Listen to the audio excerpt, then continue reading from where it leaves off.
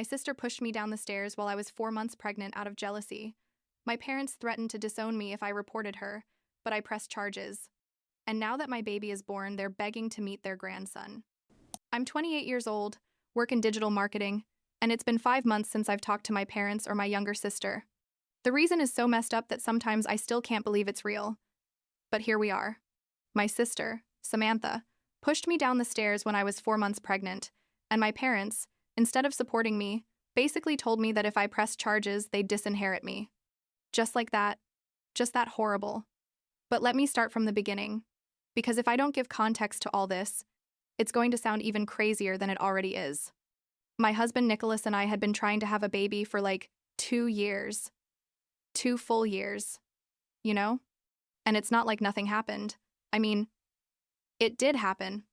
I'd get pregnant, but then I'd lose the babies. I had 2 miscarriages in those 2 years, one at 7 weeks and another at 9, and each time it was like a part of me died too. People who haven't been through it don't understand. They tell you things like, "Don't worry, you can try again," or, "At least you know you can get pregnant," as if that made it hurt any less. Every time I saw someone pregnant on the street or on social media, I felt this horrible mix of envy and sadness, and I hated myself for feeling that way because I'm not an envious person. You know what I mean? So anyway, after the second miscarriage, we decided to take a mental break, like keep trying but without obsessing over dates and ovulation tests and all that craziness that makes you kind of paranoid. And just when we stopped pressuring ourselves so much, I got pregnant again. I took the home test in March of this year, saw the 2 pink lines, and literally froze in the bathroom for like 10 minutes. Nicholas was working from home that day. I walked into his office with the test in my hand and just told him, "I'm pregnant." And he got up from his chair so fast he almost knocked it over, hugged me, and we both started crying right there. But this time, we decided to do something different. We didn't tell anyone. Anyone. Not my parents, not my sister, not our closest friends. Nothing. The decision was mainly mine. Nicholas supported me even though he wanted to tell his parents right away, but he understood my reasons. After 2 losses, I needed to protect this pregnancy, protect myself emotionally. You know? I didn't want to go through the experience of having to call everyone to tell them we lost another baby if something went wrong. Plus, and I know this sounds kind of horrible, but my sister Samantha has always been a bit competitive with me. Always. Since we were kids. If I got a 9, she had to get a 10. If I had a boyfriend, hers had to be better looking or have a better job. It's exhausting. Honestly.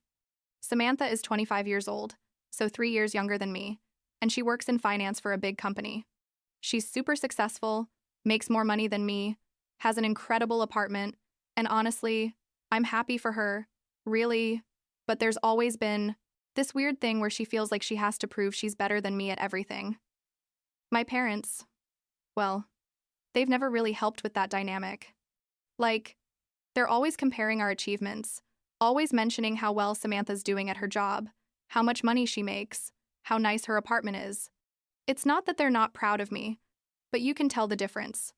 So, months went by, I hit 12 weeks, then 14, and the baby was fine.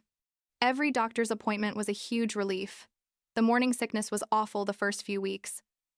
I was throwing up practically every day, but then it got better. By 16 weeks, my belly was showing a little, but with loose clothes, I could still hide it. Nicholas and I had decided we'd wait until 20 weeks to tell our families when we were more sure everything was going well. But then, in July, at exactly 4 months pregnant, Samantha organized a party at her house to celebrate getting an important promotion at work. She was going to be vice president of some department, making even more money, basically. My parents were super excited.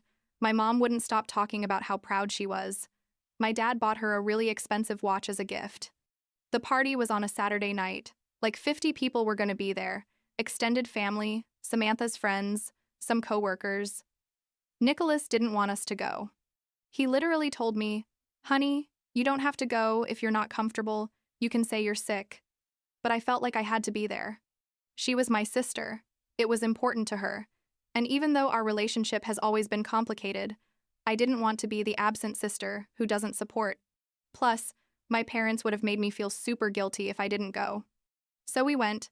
I wore a loose black dress that hid my belly pretty well, and we got to Samantha's house around 7 at night. The party was nice. I won't lie. Samantha had decorated everything really pretty. There was incredible food. A bartender making cocktails, music, the whole show. She was radiant, in a super elegant red dress, receiving congratulations from everyone. I stayed kind of on the sidelines, drinking sparkling water in a glass that looked like a cocktail so nobody would ask me why I wasn't drinking alcohol. Nicholas was glued to me the whole time, kind of protective. He knows the whole story with my family, so he was in bodyguard mode. Everything was going relatively well until my Aunt Catherine arrived, my mom's sister. Aunt Catherine is one of those people who has no filter and loves gossip. She saw me, hugged me, and suddenly pulled back a little and looked at me with this weird expression, like squinting.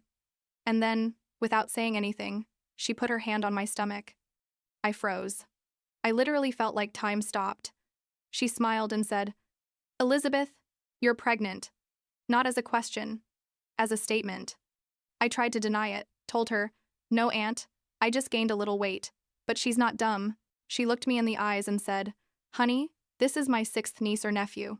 I know how to recognize a pregnant belly." And then, before I could stop her, before I could say absolutely anything, the damn woman turns toward the center of the room where all the people were and yells, and when I say yells, I mean yells, "Attention, everyone, Elizabeth is pregnant. We're going to have another baby in the family." Just like that. Without permission, without thinking, without anything. The silence that followed was one of those awkward ones you can feel physically. All the music stopped in my head. All the conversations stopped. And suddenly everyone was looking at me. I saw my parents' faces. First confusion, then joy, then something that looked a bit like offense, like, "Why didn't you tell us?" I saw Samantha. Oh God, Samantha's face. It went from surprise to fury in literally 2 seconds. I could see her eyes darkening, her jaw clenching. People started coming up to congratulate me, hug me, ask me questions. "How far along are you? Why hadn't you said anything? How exciting?" And I just wanted to disappear. Nicholas squeezed my hand. He was so tense I could feel his muscles like rocks. I tried to smile, said something like, "Yes, we wanted to wait a bit longer before saying it," but my voice sounded weird. Forced. I looked at Samantha and she had disappeared from the center of the room. The party that was for her, to celebrate her achievement, had suddenly turned into my impromptu baby shower. Like 15 minutes passed of pure awkwardness, of people asking me things while I tried to be polite but also tried to redirect the attention back to Samantha, but it was useless. My mom was crying with emotion. My dad was telling everyone he was going to be a grandfather. People were asking if we knew the baby's sex, if we had names picked out. It was a nightmare. At one point, I managed to escape. I told Nicholas I needed to go to the bathroom. I went upstairs in Samantha's house. There was a bathroom on the 2nd floor that usually had less traffic. I locked myself in there, sat on the edge of the tub, and started crying. Not because I was pregnant, but because of how everything had turned out. This was exactly what I wanted to avoid, exactly why I didn't want to tell anyone yet. After like 5 minutes, I came out of the bathroom, washed my face, took a deep breath. The hallway was empty. I started walking toward the stairs to go back down. And then Samantha appeared. She came out of her room, closed the door behind her, and looked at me with an expression I'd never seen on her. Pure hatred. Pure resentment. "I can't believe you did this," she told me, her voice trembling with rage. I tried to talk, tried to explain. I told her, "Samantha, I didn't want to. It was Aunt Catherine. I wasn't going to say anything today. I swear." But she didn't let me finish. She started yelling. She told me that I always have to make everything about me, that I couldn't let her have one day without stealing the attention, that I've always been the princess of the family, and she's always been the one who has to work twice as hard to get noticed. I told her that wasn't true, that I've never tried to compete with her, that in fact, I'd been keeping the secret for 4 months precisely, so I wouldn't take the spotlight from anyone. And then she said something that still hurts when I remember it. She told me, "You're probably going to lose this baby too anyway, like the other 2, so I don't know why you're so excited." She said it like that, with that cruelty, with that intention to hurt me where it hurt most. I felt like she had slapped me. Tears started falling from my eyes without me being able to control them. I told her, "How can you say something like that to me?" my voice breaking. You're my sister. You're supposed to be happy for me. She laughed, a sarcastic and horrible laugh. Happy? Why should I be happy that you ruined my party? I started moving away, walking toward the stairs because I didn't want to keep listening to her. I couldn't take it anymore. But she followed me, kept yelling, kept saying horrible things. I got to the top of the stairs. I turned around to tell her to stop, to leave me alone, that this was ridiculous. And then, I don't even know how to describe exactly what happened. Everything was so fast. Samantha stretched out her arms and pushed me. She pushed me with both hands right on my chest. Hard. I lost my balance completely. I tried to grab the railing but didn't get there in time. I fell. It wasn't a long fall. Samantha's house doesn't have giant stairs, but it was like 12 or 13 steps. I tried to protect myself, put my hands out. My body hit against the steps. I felt a horrible pain in my left wrist, in my hip. I landed at the bottom of the stairs on my right side. The impact left me breathless. The pain was unbearable. The first thing I thought, the only thing I thought, was, the baby, the baby, the baby. I heard screams, lots of screams. Nicholas came running, knelt next to me, was saying my name over and over. There were people around, everyone asking what had happened, if I was okay. I looked up, to the top of the stairs, and there was Samantha, standing there, looking at me. And I swear to God, I swear, for a second I saw something on her face that looked almost like satisfaction before it transformed into shock and supposed concern. Nicholas called emergency services immediately. My mom came running, my dad too, everyone asking what had happened. I could only cry and say, my baby, please let my baby be okay. The pain in my wrist was brutal. I found out later it was fractured, but in that moment I didn't care about anything except my baby. Someone asked how I fell. I heard Samantha say, she slipped. It was an accident. We were talking and she slipped. Lie. Total lie. The ambulance arrived, they put me on a stretcher. Nicholas came with me. He was pale. I'd never seen him that scared. At the hospital, they did 1,000 tests, ultrasounds, x-rays of my wrist, complete checkups. The hours that passed until the doctor finally said, the baby is fine, has a strong heartbeat, we don't see any problems, were the longest and scariest of my life. My wrist was fractured and I had to wear a cast for 6 weeks. I had bruises all over my body, but my baby was okay. That was all that mattered. My parents arrived at the hospital like an hour later. They came into the room where I was. My mom crying, my dad serious. I thought they were coming to support me, to be there for me. But then my dad asked, what are you going to tell the police? I was confused. I didn't understand the question. The police? I asked. Yes, he said. They came to the house. They're asking what happened. Samantha is very upset. She says it was an accident. Nicholas, who was sitting next to my bed, stood up and said, it wasn't an accident. She pushed her. I saw when Elizabeth got to the bottom of the stairs. I saw Samantha's face. I knew something wasn't right. My parents looked at each other with an expression I can't even explain. My mom said, honey, I'm sure it wasn't intentional. Samantha would never do something like that. You were arguing. You probably pushed each other accidentally. Accidentally, I repeated, almost unable to believe what I was hearing. Mom, she pushed me down the stairs. I was 4 months pregnant and she pushed me down the stairs. I could have lost my baby. I fractured my wrist.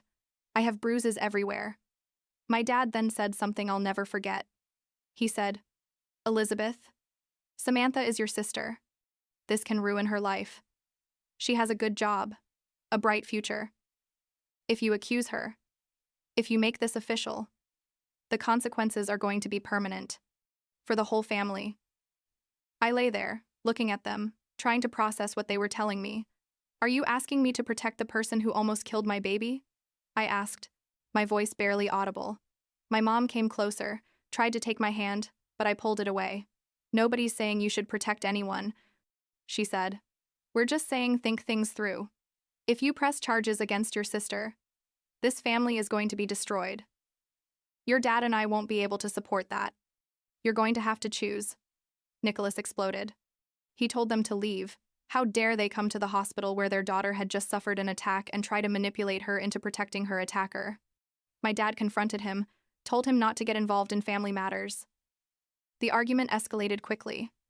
Nurses came in asking them to lower their voices or they'd have to leave. Finally, my parents left, but before walking out, my dad told me, "If you do this, if you press charges against Samantha, we're removing you from our will. You won't get anything. And don't count on our support for anything else."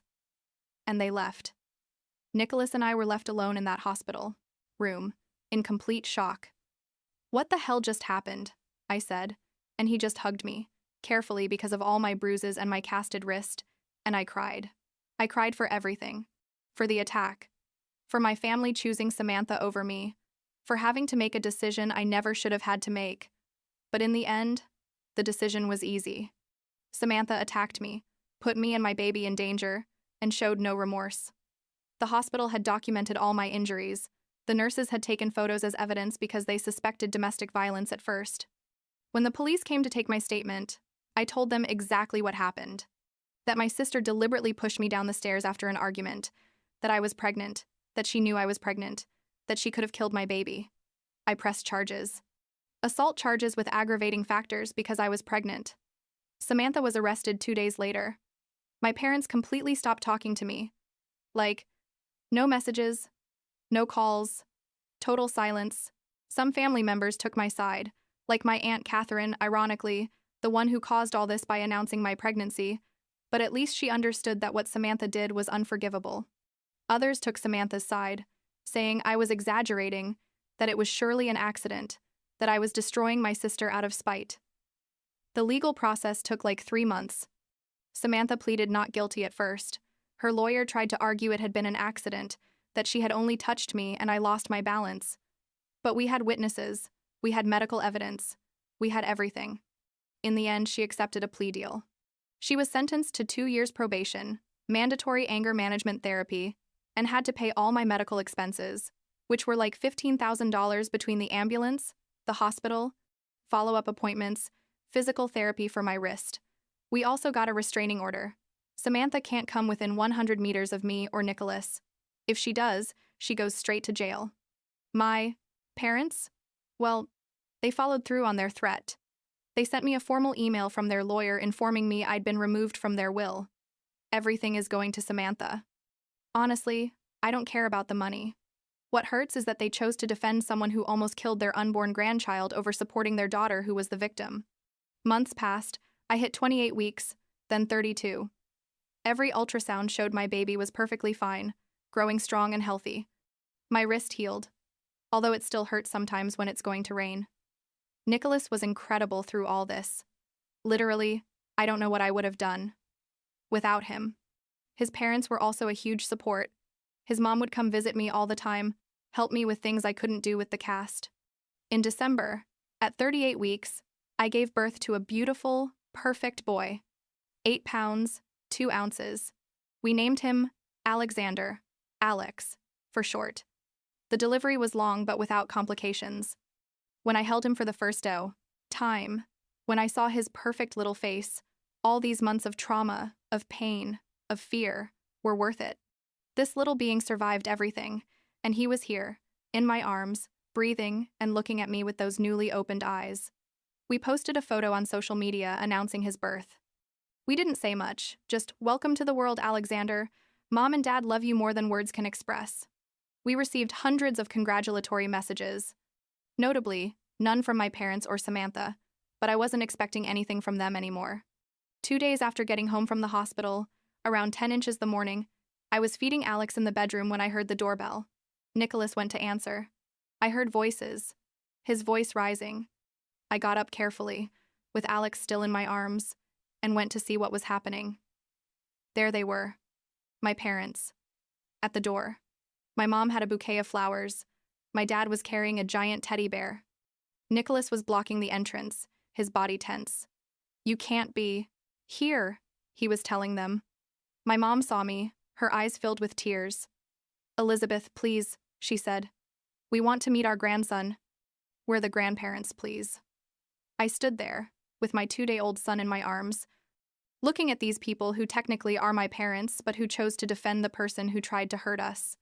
My dad tried to speak, tried to take a step forward, but Nicholas didn't move. You told her to choose, Nicholas said, his voice cold and firm. She chose.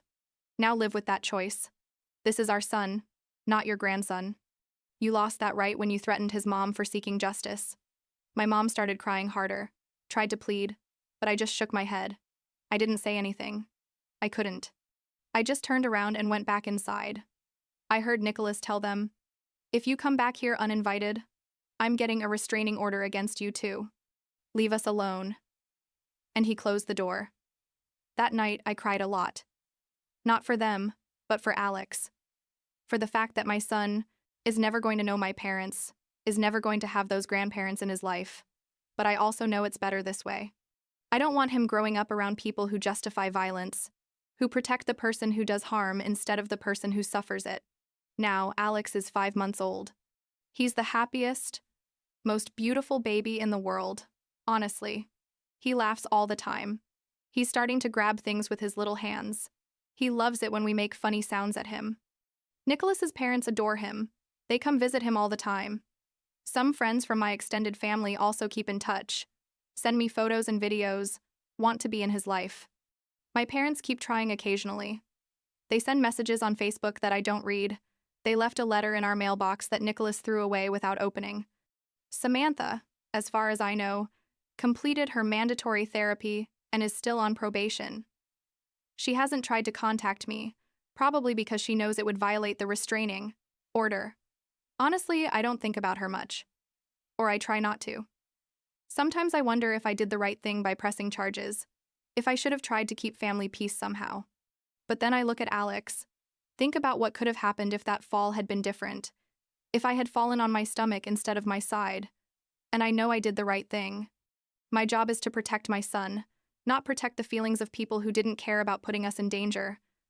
I don't know if my parents will ever truly understand what they did, what they chose. Part of me hopes so, that someday they'll realize and maybe we can rebuild something. But another part of me, the part that was lying at the bottom of those stairs wondering if her baby was going to survive, knows that some things can't be repaired. Some betrayals are too deep. For now, I'm focused on my family, on the family I chose, and that chose me. Nicholas, Alex, the in-laws who became the only grandparents my son needs. It's smaller than the family I grew up with, but it's real, it's safe, and it's full of genuine love, and I guess that's enough.